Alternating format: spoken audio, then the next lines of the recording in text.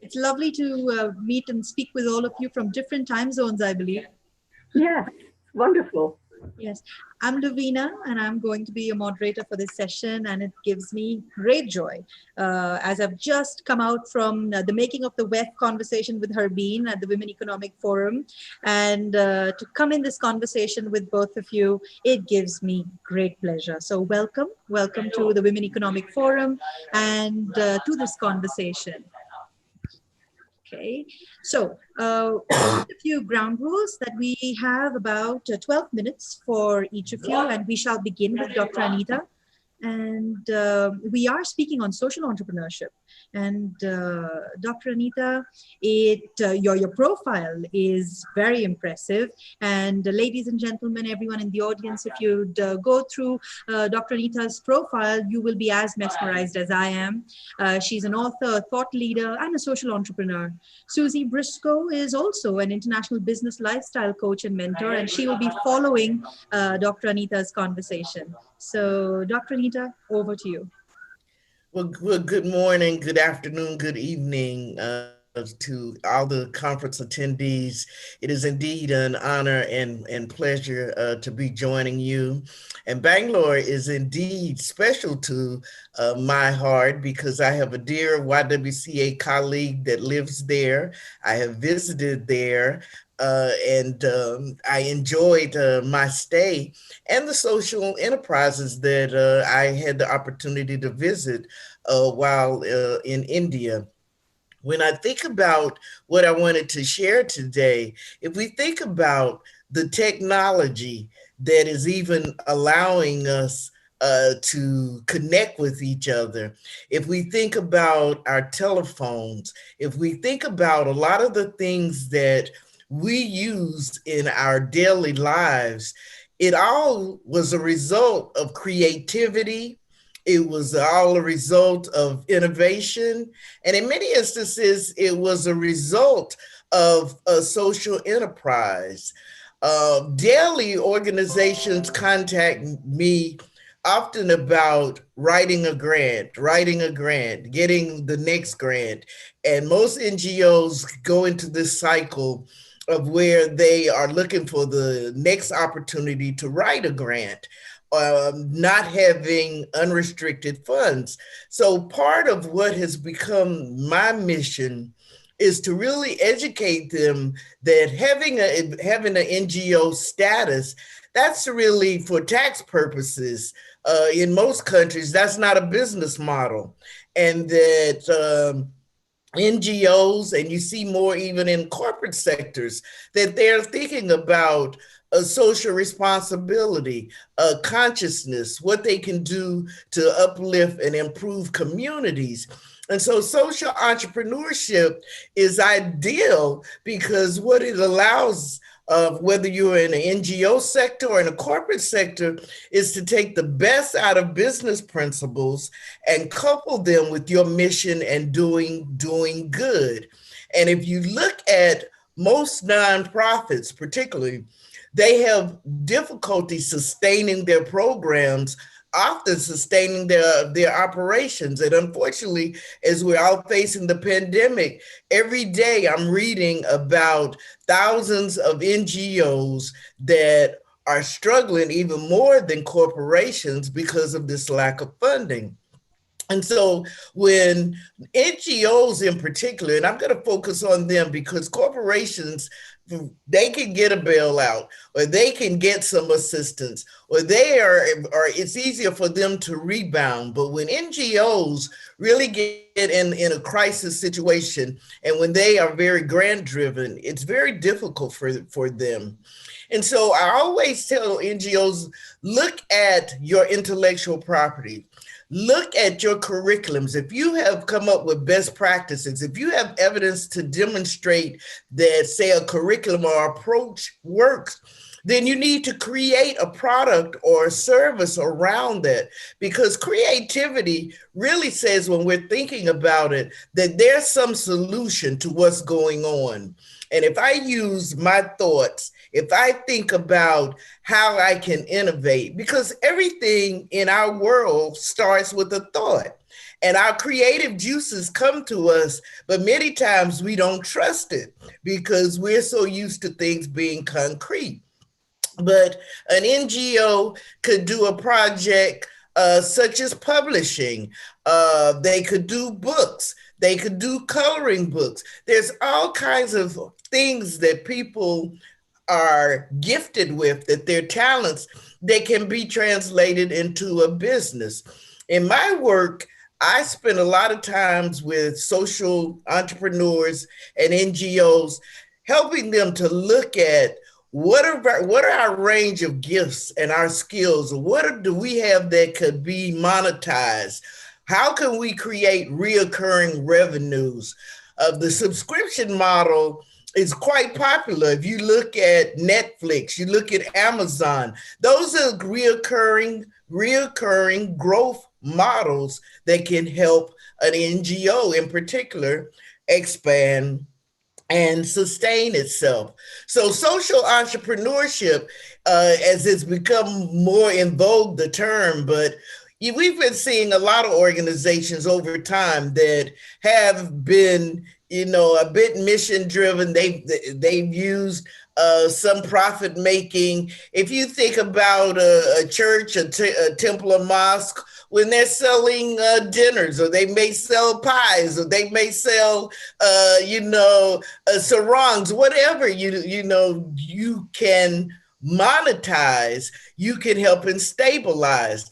I was so fascinated when I was at Delhi and I went to the craft market, and I saw the businesses there, and the fact that I was able to go in and really work with some of the tailors. We designed a dress, and I was able to pick up the dress the next day. Those are kinds of things, if NGOs will think about, what are our skills? What's in the marketplace? Because our social entrepreneurship is doing as entrepreneurs do. What are the gaps in the market?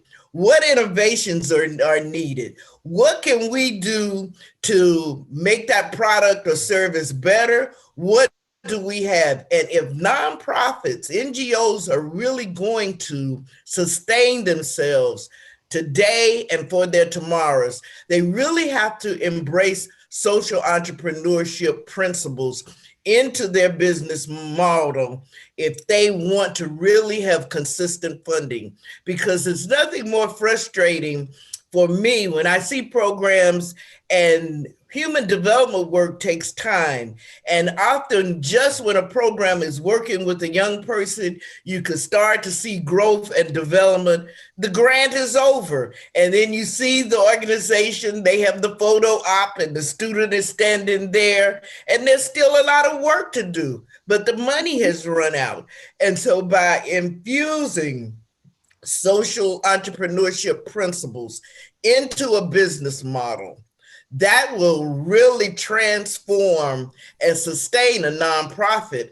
And on the corporate side, we see more and more corporations that they are offering those kinds of programs. And I always warn NGOs that they really have to think about their processes, their programs, and their sustainability, because a lot of foundations in many instances say, let me go to a corporation because they have better processes, they have better systems, and they will sustain it. And if they have a corporate responsibility department, let me go and give the money there because I'll get more social value and more social return on my investment. And so nonprofits, NGOs globally have really got to embrace a different mindset when it comes to sustaining themselves.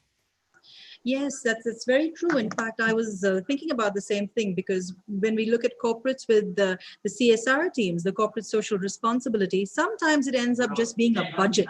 It ends up being a number. But here you've got NGOs who have the heart as well as the passion for it. But what they lack is that structure that they can build in. So what do you think, Dr. Anita, about merging the two, about, when we have corporate entities assist or mentor perhaps towards the mindset of the NGO to build the sustainable structuring of enterprise? Well, I think that that really gives more social value to what is created. And there's this whole mindset of thought called fourth sector entities, fourth sector initiatives. And these fourth sector initiatives take the NGO, the corporation, the community, and sometimes even government. And that's why if you Google it, you'll see this whole band of research about fourth sector kinds of initiatives.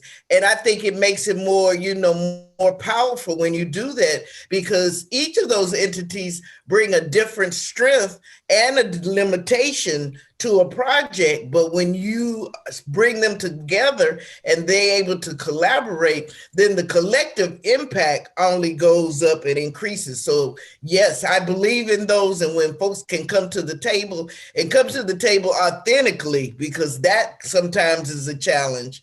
But when they do, those can be some powerful collaborative relationships. True, and you've spoken three of my all-time favorite words. You've spoken about authenticity, about collaboration, and about impact, because at the end of the day, that's what it is. It's about intention, but we have to look at the impact that we create. Thank you very much, Dr. Anita, for your very kind words and very enlightening words. Not only kindness, because kindness is the first thing that comes when we think of social enterprise, but for the impact and the insight. Thank you very much. Susie Briscoe, thank you for your patience, and now over to you. I'd really like to know what your thought and perspective is on social enterprise purpose. Well, thank you, Lavina. Hello and greetings, respected members and colleagues who are gathered here for this unique Women's Economic Forum Virtual Leaders Summit in Bangalore. I'm happy to be in such auspicious company, Dr. Anita and Lavina.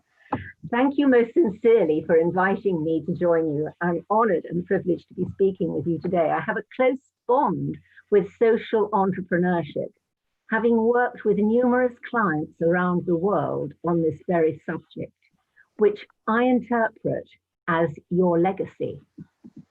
This concept of entrepreneurship is commonly described as free enterprise. My research for this speech introduced me to the notion of intrapreneurship, which was new to me, and which Investopedia compares against entrepreneurship as follows. The central difference between entrepreneurs and intrapreneurs is the setting in which they work. To prevent further confusion, they say, an intrapreneur is an inside entrepreneur or an entrepreneur within a large firm who uses entrepreneurial skills without incurring the risks associated with those activities. Very nice. Entrepreneurs are self-motivated, proactive, and action-oriented people who take the initiative to pursue an innovative or product or service.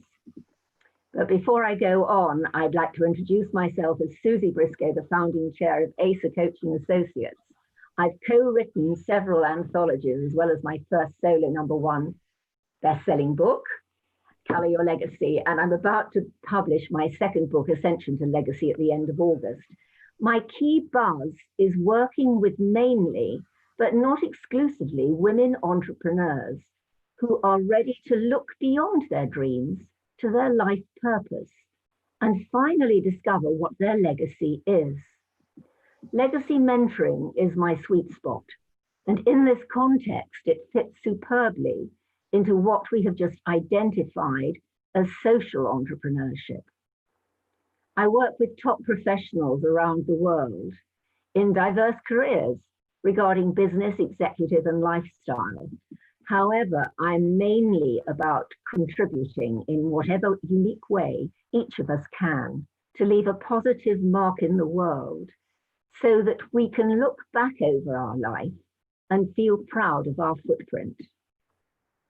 When you've climbed the slippery ladder leading to the top, to what you thought would be your dream life, only to realize that despite having all the toys that have appeared so important, there still exists an empty cavern inside yourself.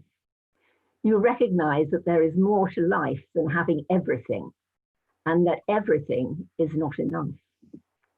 It does not provide the food that your soul is seeking, and some might call this a spiritual crisis, when everything is now representing nothing, yet you still have an understanding that there is more out there in the world that will feed you from the inside out.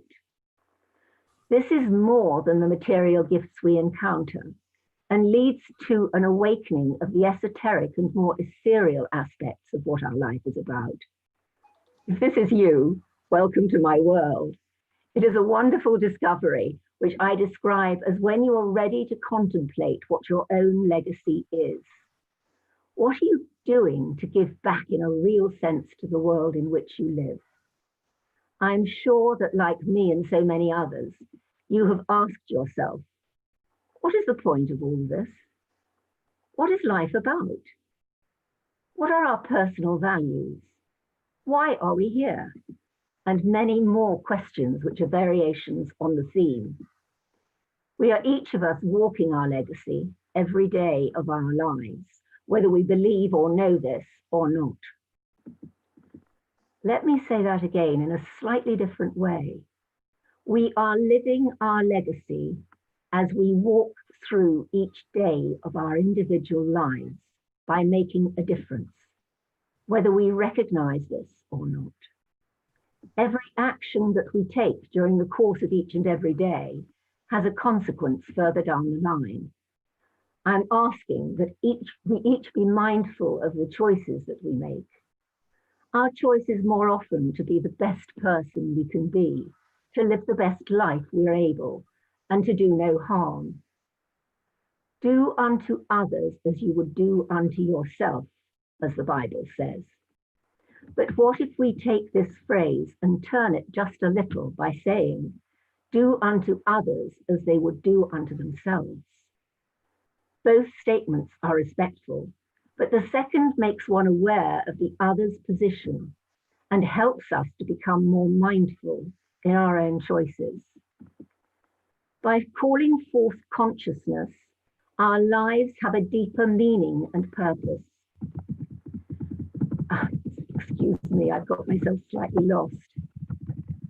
You feel that you have experienced a well-lived life. You have made a contribution, and by living this contribution, it's a way to feel good in your heart. You are living it by doing it, which leads to the reward of love for yourself and mankind. I'm inviting you to move into the light of your initial goal to be your best self. So now you have heard that. What next? If this is the question you are now asking yourself, I would like to suggest a slightly different question be asked. So what are you going to do about it? This moves along your original intention from thinking you'd like to live your best life to consciously finding the pieces you require to make it move along, to make this happen for you in your own life. Move it along in some concrete way so that living your legacy will become a mindfully self-fulfilling way of life. By helping others, we help ourselves. Now, we are not thinking about ourselves and our own needs, but rather thinking of how we can be helpful and treat our fellow man, whether it be family, neighbor, or business acquaintance, how they wish to be treated. We have thought about their cultural and perhaps idiosyncratic needs and expectations, and recognize that we do not know everything ourselves, and that another way might work better. I believe it is important for us all to really think at a deeper level about how our actions will impact the world. This world might be as small as your own family, your neighborhood, village, town, state, country, or world, all depending in which trajectory our paths take us. Everybody has their work to do. And if we can find a way of unifying in a way that happens whenever the world has faced a global threat, such as the last 2 world wars, or indeed just recently with the COVID-19 pandemic, that is when we can truly make a visible and quantifiable difference in the world. Each of us has their own impact to make, and together we can move from a space of success to one of magnificence by showing how much we care demonstrably and proving it on a daily basis. This will then become a second nature way of living, living values which come from a foundation of love. The strange times that we have experienced as a result of COVID-19 during these last few months has made us really recognize that we are all in this together. The world is no longer a set of individual countries, but rather a global village where if someone sneezes in China, it quite literally can cause a global pandemic which affects us wherever we are living. You perhaps down the road in Bangalore, a viewer in the USA, or someone in my own village of Whitehill, Hampshire in the United Kingdom. When the world was facing World War II, the free world banded together in order to fight for the freedom that we all enjoy today and perhaps take for granted. I'm asking for us to mirror that way of living by thinking on a more communal level and understanding that we need to get together to save what we have left of our wonderful planet. To look at ways we could band together, for example, producing desalination plants or similar in a cooperative way, which would help us to ensure fresh drinking water being freely available to everyone on this planet. I'm asking for us all to have a bigger understanding of how our choices are impacting the world at large. During the unprecedented global lockdown caused by the COVID-19 virus, it soon became apparent that by everyone in the world agreeing to stay indoors, air pollution was markedly reduced. We could hear birds sing. I beg your pardon, we could hear more birdsong. The great oceans of the world became cleaner to the point that whales were seen in closer to the coast than ever before. With a simple shift, we can view our situation from a different angle and develop clarity to make wiser decisions. While in the midst of problems, we often get too emotionally involved to see a situation clearly. If we instead lift our focus higher to the bigger picture, we are able to see that we are not trapped as we initially thought, and that there are limitless pathways available to us. We simply need to choose which path we want to embark upon. If you rise above your challenges and choose a higher perspective today, you will free yourself from the bonds of confusion tomorrow. With this in mind, I would like to make an offer of a gift to you with my love, which I'll place into the details below. And it is entitled Your Story, Your Brand, and following the instructions on the URL page. I hope you will enjoy this workbook and find it interesting and instructional in moving towards your goal as we discover the importance of taking responsibility for our own work. This gift will help your individual understanding, but that we have within us resources to keep ourselves whole. We came into this world to work with our unique, agreed, sacred contract, saying that we need to be more open to working together for the benefit of the whole rather than the individual. Most recently, COVID has taught us not to be selfish. And if you are an entrepreneur, to understand that your soul needs to be more fulfilled in a bigger sense. I suggest you look to social entrepreneurship for what you can give back or do for the people in your life and world. Being burnt out, working so hard with no systems in place, brings you to rethink. You have made your pile now, but what else? What happens when everything is no longer enough? There is just emptiness. To me, this is what social entrepreneurship is all about. My grateful thanks for your time today, and namaste. Thank you, Susie. That was lovely. That the message was very heartwarming, and it spoke on so many levels about philosophy, about the spiritual aspect of why we do what we do, those eternal questions of who we are, why are we here, what are we doing, and if what we're doing actually makes sense. And I think it's very beautiful to have had this conversation with both of you when you speak about what we do outside for the world, for through the NGOs, like Dr. Anita said, and as well as Susie, when you mentioned us bringing out our own true selves of what taps into us, our calling. In Sanskrit, we sometimes call it Swadharma. It is what our own purpose is, and it's lovely. It has been lovely to have both of you in conversation. I do realize that you mentioned about the URL. So if you'd like to share that with us, maybe on chat, then I can put it on the platform or on Facebook later. So on that note, I'd like to let both of you know that Women Economic Forum recognizes the wonderful work that you do in the community, for the world, for all of us, and that you will be continuing as well because you're so passionate about it. And on that note, Women Economic Forum would like to confer both of you, Dr. Anita, as well as Susie, the very prestigious award of Iconic Women Creating a Better World. So congratulations, both of you, with lots of love and a lot of best wishes from all of us. Thank you for joining us from the US and the UK. Have a very wonderful evening. Thank you. Thank you. Thank you so much. Thank you.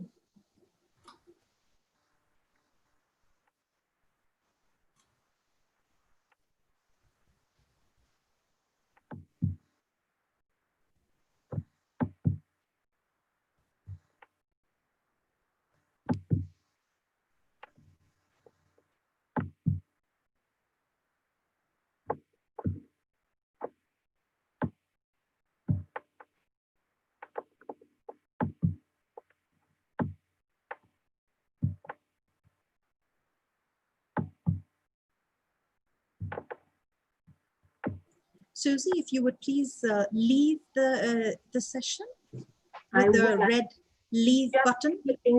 I've got this address now. Oh, okay. Yes, if you can, and if you just leave that for me in the chat, I will take that on. I can't find you. I've lost you. Is it on your profile by any chance, the URL? No, it's not. Hang on. Perhaps on the offering page. You're here. That's it. I've got you now. Okay. I'm so sorry to keep you waiting. No, that's fine. I've got a minute for my next guests to come in. I really enjoyed talking to you. Thank you so much. And I feel really honored. Thank you. Thank you, Susie. Yes, I've got that. Okay. I will put that up on our pages for you. I thought it was interesting that we had two different sides of it. With more the company and then the individual. I'll let you get on. Very true. Thank you. Thank you, Susie. Have a good evening. And you too. Bye-bye. Thank you.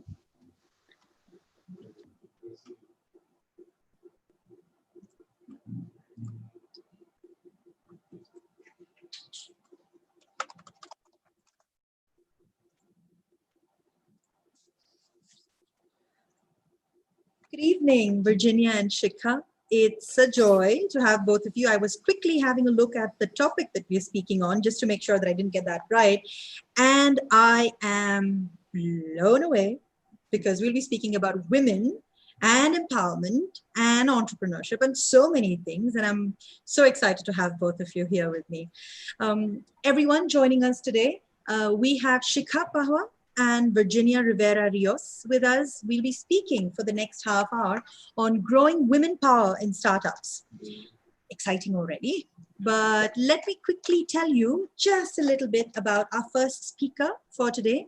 Shikha is the founder and CEO of House This India, and one of her purpose of the company that she runs is to make the world better and more beautiful, one home at a time. It's a mission as old as time, and I think that is what struck me. So I held on to that.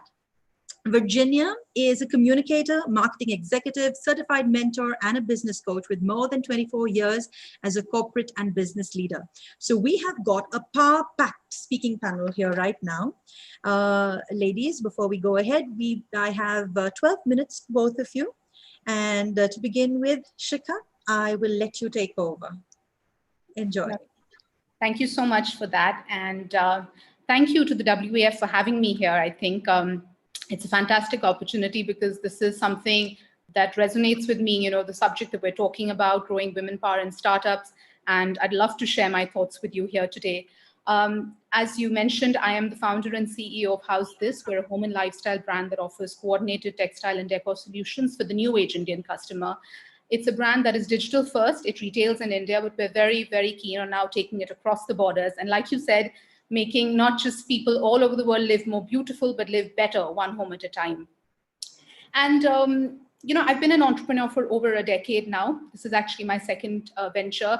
And it's very interesting because as I stand today, I get to see the inside view of how things have evolved and also a ringside view, right? Because things have changed dramatically in India over the last 10 years. And it's a very complex topic, I think, how to bring more women into the fold.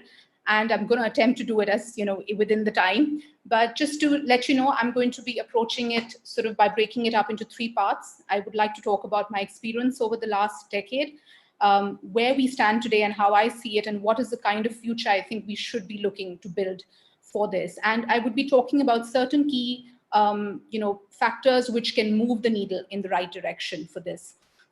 So I'd love to take everyone back in time. I was fresh out of B school. This is 2008. I was actually working with my first job with a large FMCG company. The bug bit me and I sort of just decided that I want to take this up. And to date, if someone asked me, I really don't know the answers, but I did. To give you a context, entrepreneurship was very nascent at that time in India. You know, it wasn't really talked about. Things were sort of just picking up. And naturally, the participation of women itself was, you know, quite low. If I were to, you know, look at what my experience taught me, I think the biggest factor for that was cultural and sort of social barriers. You know, it is a very male-driven mindset. Business is governed by men. And at that time, literally every vendor I used to speak to, every buyer used to be a man. And it used to be quite daunting, if I must say. Safety was a big problem and unfortunately continues to be in this country. So, you know, I remember frantically having to call up my parents, tell them when I've landed, where I've reached. And, you know, these are small things, but these play on your mind. You really can't be free and go out there. Secondly, access to capital was quite limited then. You know, it's become more institutionalized now. But, you know, at that point, like what I did, I was dependent on my family and my savings to really start up. The biggest factor, technology, and that's what I tell everyone, and people find it strange. There was no social media then. There was no e-commerce, you know, and we really had to go out there and do business, step out of the boundaries of our house. And another factor, I think, which plays a big role was the role models were very limited. I mean, there was, of course, a Kiran Mazumdar-Shaw and a Naina Lal Kidwai who were great motivators, but as such, across the board, there was not really much to, you know, learn from. So I think that also is very important in the sphere. And wherever women were, it was more a backseat role. They were playing a part. They were not really at the helm of affairs. And just to share a small example with you, when I was talking about the cultural barriers, you know, I still remember an incident. I was at a trade fair, I'd set up this booth with, you know, of course, a lot of gusto and energy, my first trade show. And I remember I was with 2 male colleagues and the distributors would go straight to them, you know, ask them. And I would be sort of left, and eventually they'd usher them to me and tell me, you know, you need to talk to her. And that kind of stayed with me. But, you know, my whole resolve was that I was going to stay the course. I think that was the best way to prove naysayers wrong. I think that has been a great factor that has kept me going. And I'm not aware of my gender, but I do know when I'm made aware of it. And then I do try and, you know, sort of put that to rest in a discussion. So to sum it up, this era for me, the way I saw it the last 10 years was really about trial and testing. A lot of women like me, I think, were just going out there. We were testing waters. It was almost like being a lone soldier at battle, you know, but we were all doing our piece. And I really salute a lot of us, I think, who at that time, you know, rose up and took the bull by its horns. Cut to today, Very different. I mean, quite, I would say. I mean, entrepreneurship itself is now a very sexy, glamorous word that is used a lot. And we have this large ecosystem which has wonderfully developed around it. You know, investors, the government has jumped in, incubators, you know, private organizations as well. So it's at least become a viable opportunity, which wasn't when I sort of passed out and, you know, when I was out of B school. So that's great. And naturally, women certainly have gravitated towards it for various reasons. And we do see more participation. I mean, a recent report by Google and Bain tells us we have about 20% of businesses in India are owned by women. That's about 15 million. But having said that, it is questionable how many of them are actually actively involved in the business or whether it's on paper. So that's something we need to watch out for. Now, coming back to the markers that I was talking about, I think the biggest change and why we've been able to move the needle to this has been technology. I mean, hands down. Social media, e-commerce, women can transact now, women can put up their products, there is definite accessibility. Another thing that has improved, but I wouldn't say has really changed that much, is to some extent access to funding. There are banks now like a Mahila Bank and a Mudra, which are very actively supporting women. There are investors who are now more open to single founder women companies, but I would say we still have a long way to go there. Role models certainly have emerged, in different sectors. Technology, for example, we do have some women that have come. EduTech, social entrepreneurship that we were just discussing is also an area where a lot of women have entered. But I would still say there is more to be done there. But what's heartening is like what we have here, the forum. There are a lot of these forums that are now developing, and women are getting, to connect with each other through that. I think the biggest problem still remains the cultural barriers. We haven't moved as much on that as I would have liked to have seen. It's still very male-driven, and it isn't easy for women to always enter, marriage, having children still becomes those inflection points when sometimes women give up. And that is, for me, I think the biggest thing that we need to sort of work on. But it is heartening. I still see women now entering, businesses, even though I hate to say this, what we're doing now is what people tell us is more conventionally women-led, right? Which is fashion and, but I'm happy that at least we're getting out there, we're getting to the fore. And the next step now has to be, how do we have entry into all sectors, which is what I'm going to talk about next. So, I mean, my experience has been quite heartening. We're seeking funding now, and I think we've been able to get a lot of responsiveness from the investors. I mean, obviously it's in abeyance at present. And I think the networks have been phenomenal, whether it's something as simple as a LinkedIn to a forum like this. It's really allowed us to be out there. So to sum up this part, I would say this is like a transition for me. I think the tribe has risen, all of us have come together, but what still needs to happen is collective action. And I think it's still, unfortunately, here in India, Virginia, still quite a male driven sort of ecosystem. Which brings me to my last section, which is really about the future. And I'm an entrepreneur, I'm extremely idealistic. So I think I'm very optimistic. So I would want to paint the picture that I would like to see. I think entrepreneurship is transformative. I've read reports which say that if women have equal access to inputs, the kind of businesses they create, the social outcomes, the personal outcomes, outrun what men can do within a business. And on numbers, if we can grow this number from about 15 million that we are today in India to about 30, we're talking about 150 million jobs being created. So it's transformative. This has to be done. But, this is where I think we have to get broad-based about it. And the government, which is such a, huge machinery, needs to really kick in.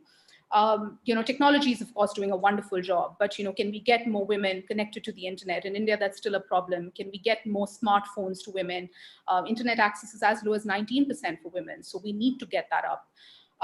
The second factor, of course, is access to capital. Even now, only 35% of women in India actively use bank accounts, right? So how do we get women to, get part of the ecosystem? Financial literacy is very important. And, we need to figure out easy instruments. Like a simple example, we don't have collateral, a lot of women in India because we don't inherit. So how do you sort of make sure that you can access a product that a bank is offering? And of course, hands down, it's the cultural and social element that has to be taken sort of by the horns. We need to have our education system, our textbooks need to be delivered differently. Our men need to be told that they need to be equal partners in childcare, right? And, factors like safety, our hygiene, in my opinion, but unfortunately, they're still a pressing concern. And just the last word on this, role models can be more broad-based, right? Like, why can't we have a campaign by the government where We have at the panchayat level, at the village level, at the town level, women celebrated who are really putting their foot out there. And, that's how we will get more women excited. And what we need is more women to come out, to transact, to create businesses, because then they become a voice. They also become a vote bank. And that's when governments take notice. So this is how we need to build it all around. And I'm hoping, yes, and then we can move to areas like STEM, where, science, technology, engineering, we all can come into that domain as well. So to end the piece, this is the era of transformation is what I want desperately, where we sort of become leaders, equal in right, equal in impact, and we are making organizations the way we want to. And that's it, actually. I mean, and to just sort of close it at this point, I think there's a fantastic opportunity for us to reimagine the way businesses happen, and women can do that because we have a different lens, and I think we need to be proud of it. We look at business far more holistically. It is more about the community, and I think what we need to do is not just find our way amongst the ecosystem that's created, but really create something of our own. And to just sum it up, we must realize that every smartphone we give a woman, every street light that we put on a street, every bank account that we open is one more step, is one more woman coming into the fold, is one more customer that we are creating for the products that we want to sell, right? And that's why we must not minimize the effect of any step that we take. So this is really what I see. This is a recap of where we've come from to where we are and where we can go. And all I can say is every step makes a difference. And these are all small steps, but I hope to create lasting and, sort of impactful change. That's it. Thank you. Oh, Shikha, it's not just that's it. That was one powerful, if I would say that you hit the nail on the head, I would say that you hit multiple nails on the head. So there were a couple of things that that stood out for me in what you said. One definite one was the tribe has risen. There's a very, very important thing that I always say, and that is that a rising tide lifts all boats. So it's so important that women stand behind each other, because we know what a woman feels like. We know what a woman feels like as an entrepreneur. We know what a woman feels like as part of the electorate, as part of what we bring to the world, bring to the community. And that brings me to another point. In fact, one of my, someone I know, a mentor had once told me that you give a woman some money and she feeds and educates the entire village. And without getting into stereotypes and without getting into a bias, it is to say that is how feminine leadership actually works. I absolutely and brilliantly agree with what you say about needing more women role models. We need them because at every level, right from the panchayat or the village governance or the rural governance to CEOs in the boardrooms, we need more women to show the way, not just to lead on to it. So everything that you've said has been so to the point and on point, Shikha. So thank you for that. And moving on to Virginia. Virginia, we are. How are you? I'm good, thank you. I'm good. And over to you. Thank you so much. And Shikha, I agree with you completely. And I'm so honored to be here today. I have to say that this is a dream come true. I actually have to say that I wanted to be in India in person. It's one of my dreams. So very soon, I hope that I have that opportunity to be there. But absolutely, when we talk about women power, wow, we're talking about human power. If we think about what the woman does, what she can do, and that's feed humanity and bring humanity. So it is very strange to think that we feel that we don't have that power. And I understand why. For years and centuries, we've been oppressed in so many ways. But I have to say that finally, maybe through education, maybe through role models, maybe through women that are really breaking barriers, we are feeling that we can be the human that we were meant to be.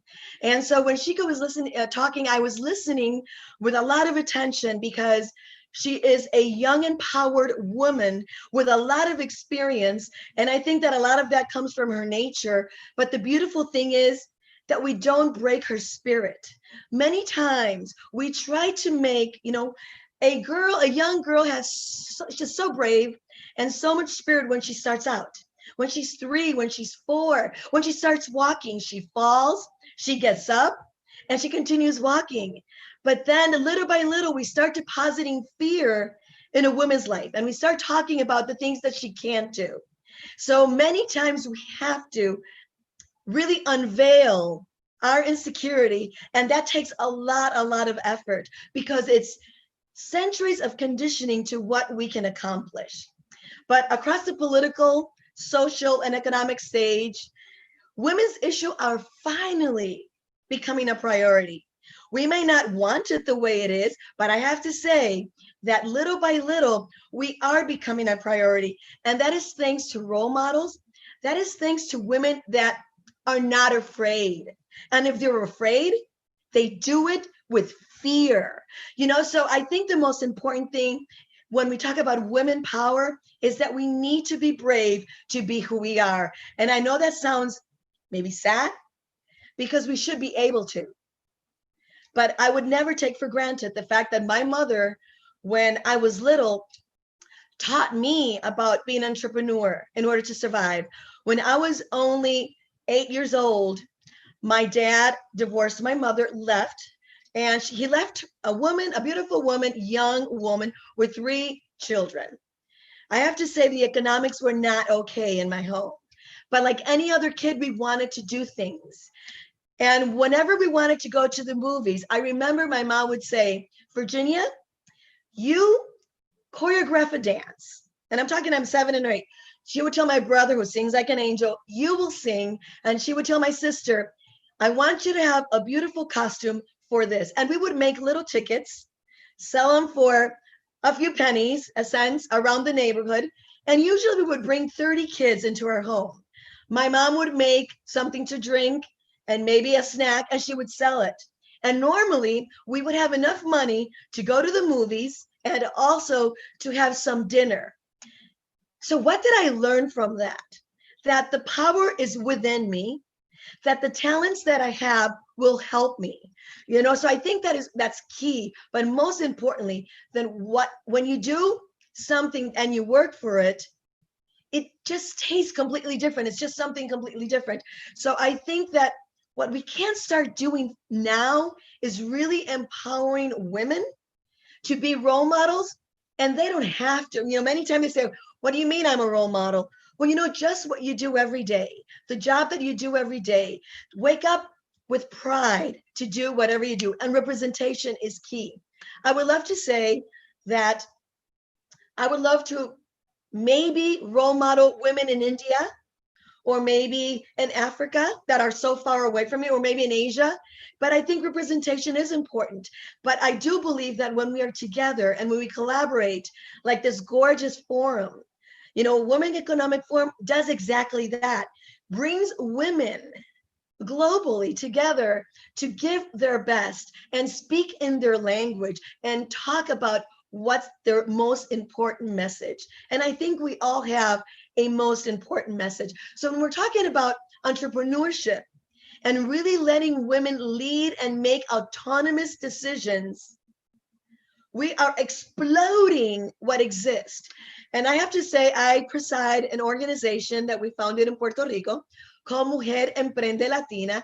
And that really says women undertakes in Latin America. And our mission is to reawaken the passion to undertake whatever it is that you want in your life.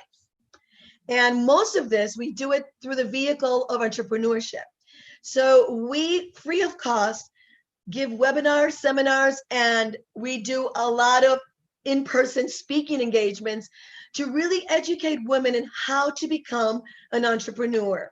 And I have to say that when you start doing that, you have to start with her heart and you have to start with her mind before you can teach her anything else. Education is key to what we do, but most importantly is having support. When you have a tribe of women supporting you, when everybody else has said that you're crazy, that how dare you think of something like this now in this economic, or how can you abandon your children when you know you're not doing that, you know that you're providing a better life, you start to break barriers, ideas, molds, and we just need women supporting women.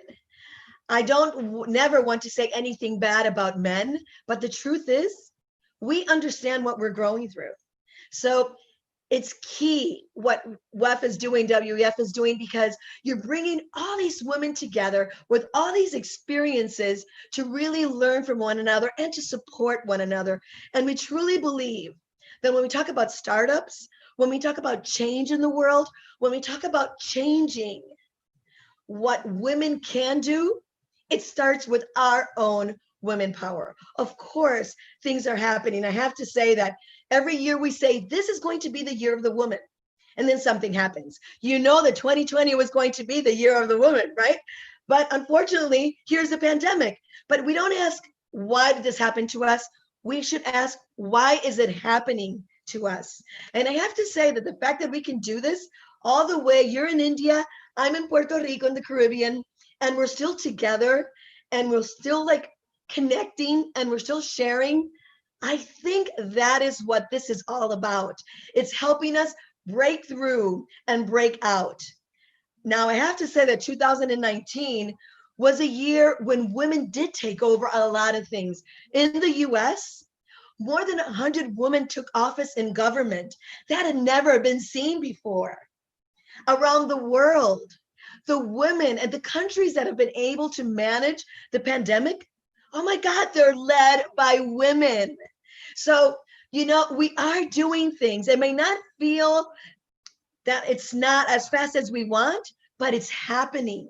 It's happening. So we really have to ask, why is this happening? And I have to say, it's so we can grow our power together.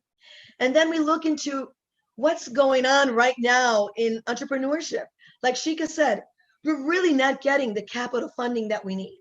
I mean, this has been our, I don't want to say complaint, but our biggest grievance is that no matter how much we prove, and studies show that we outperform male companies. When a female, led company is out there, we outperform our male counterparts. That is shown. It's also shown in studies that when you invest in women, the communities prosper. Again and again, we see that if we make the right investments in women, especially when it comes to business, we're going to see an ROI that we're looking for. When it comes to technology, wow, when we invest in women-led companies, 35% higher than our male counterparts. So I have to say the data is there. It's just changing the model. It's just changing our ideas. It's just switching that ship.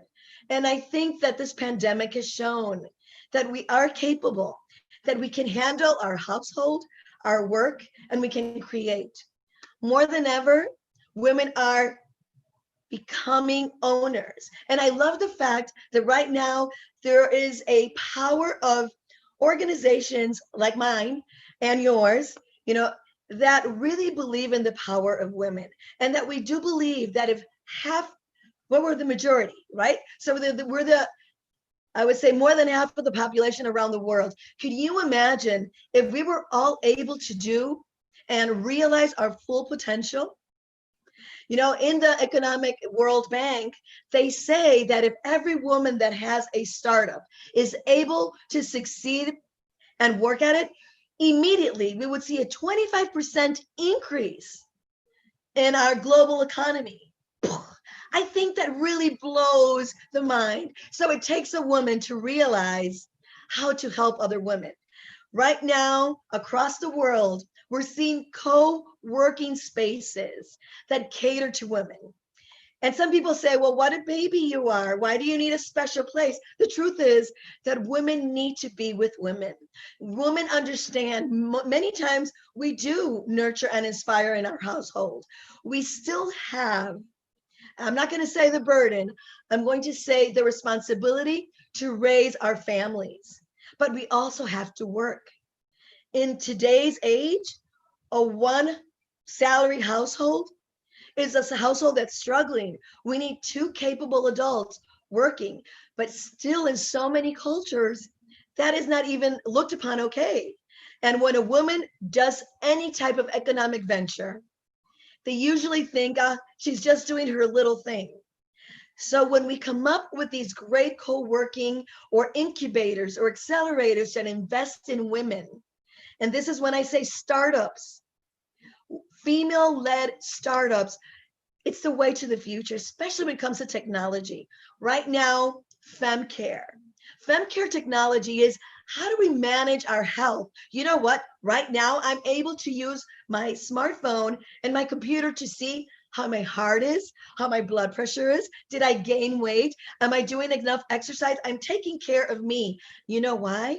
Because there's so many women out there that don't think that's self-indulgent. They think it's self-preservation. They think that, wow, if I don't take care of myself, who's going to take care of my family? So that is why FemCare and technology is booming. And that is why women-led technology ventures are so important. I have to say, women with capital, this is your moment to really back up other women. This is your moment. And there's so many. I mean, right now there's All Raise. You know, it's an organization that really funds. Last year, more than, I think it was 291 ventures, I mean, $1 million ventures were backed. And I think that's great, but we need so much more. And we have to continue proving to men that we're worth it. How about we eliminate that equation and we do it ourselves? Let's continue to open banks. Let's continue to design airplanes. Let's continue to really do, like Shika said, you know, normally you have fashion, maybe cooking, bakery, these creative industries, they're so important. But you know what? We can do so much more. And they say that necessity is the mother of invention. If there's a mother out there, she knows what she needs and she knows how to create it. So right now, what we need is collaboration, a lot of collaboration, because when we collaborate with one another, we're able to really not only lead, but also finance the way to the future. And the future is not female. The present is female. Our daughters are here. They're following our footsteps, our sisters, our nephews, our neighbors. They're looking up to us to be brave, to really just get done with the status quo. We in Mujer Emprende Latina believe that we need this tribe to survive, to get ahead, and to do what has to be done. We believe in growing women power in startups. That is what our organization does. If you have no money, no funds, it's okay, as long as you have the will to do it. We'll provide the education, we'll provide the connection, but most importantly, we'll provide the support. We always say that your network is more valuable than your net worth. So we need to continue to just support each other, believe in each other, and really support women-led startups and ventures. Absolutely. I believe it. I see it every day. So thank you so much for having me here and allowing me to speak a little bit about what our organization does in Puerto Rico and how we look forward to a great female-led future. Thank you. Thank you, Virginia. Thank you, Shika. That has been such a powerful and inspiring session to speak to two women entrepreneurs who coach and who are also inspiring other women to support each other, to lift each other up. On that note, and holding a lot of space and a lot of respect and a lot of appreciation for all the work that you do, that you have been doing, and with a lot of best wishes for all the work that you will continue doing for our sisters all around the world. Women Economic Forum is very, very pleased to confer on both of you the very prestigious and very wonderful award of Iconic Woman Creating a Better World. Thank you and congratulations, both of you, Virginia and Shika. Thank you so much. And it's a pleasure. It's been a pleasure having you, and I wish you all the best. Thank you so much. It has been such a wonderful moment to be here with you. Thank you. Thank you. Hi, Shika. Thank you. This was wonderful, and thank you, Lavina. This was great. Absolutely. Thank you. Nice meeting you. Thank you. Nice meeting you too. Bye-bye. Bye. Bye. Thank you, everyone, and have a good evening. You too. Thank you.